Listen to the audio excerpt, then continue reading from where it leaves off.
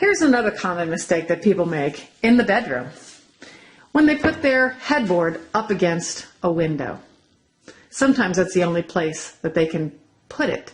And if that is the case, you can either put a mirror behind the headboard facing that window with the intention of pushing that window and all the energy coming through it back off and away from the headboard of the bed, or running a line of red, I would say above, behind that valance up top there would be a nice way to hide it, with the intention of stopping, because red stops energy, with the intention of stopping that energy from crossing outside through the window and into the head of the bed.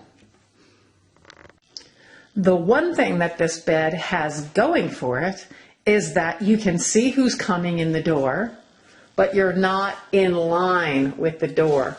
Like as I'm backing out here, you can see that if I'm straight down the hallway, the bed is not in line with the door.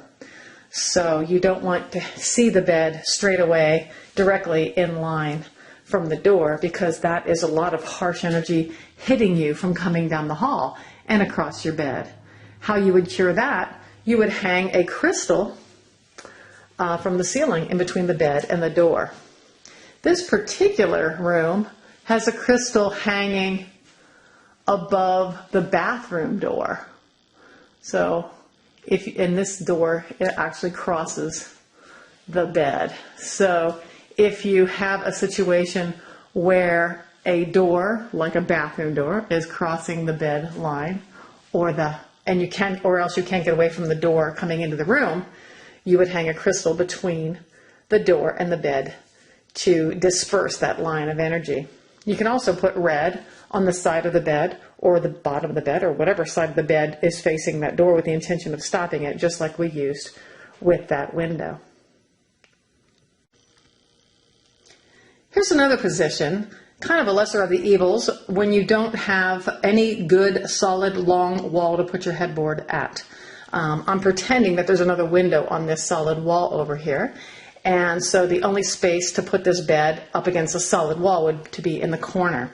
I would certainly hope that you have a nice headboard if you are looking to do this arrangement, because having that solid head as opposed to that triangular space behind the head of the bed, I'm trying to negate that and erase that as much as possible and get a solid wall feel with a nice headboard behind you.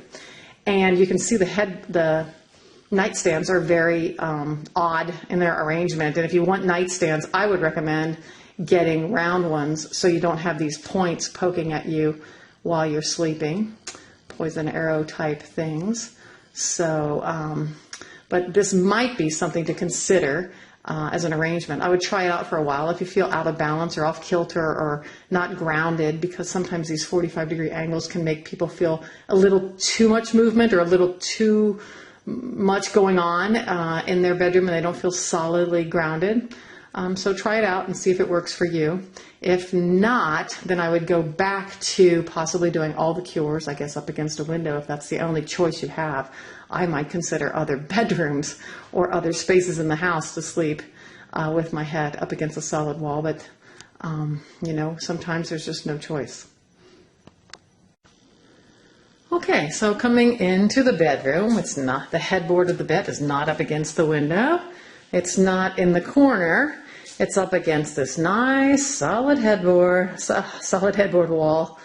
No windows or doors all along the whole entire way. It's not in line with the door. You can see who's coming in the room, but you're not in line with it. Clearly, this is the safest and best bed position for this bed. You might want to consider asking yourself if the fuse panel or some electrical piece of equipment is on the other side of that wall, or possibly a toilet or a shower or some plumbing inside that wall.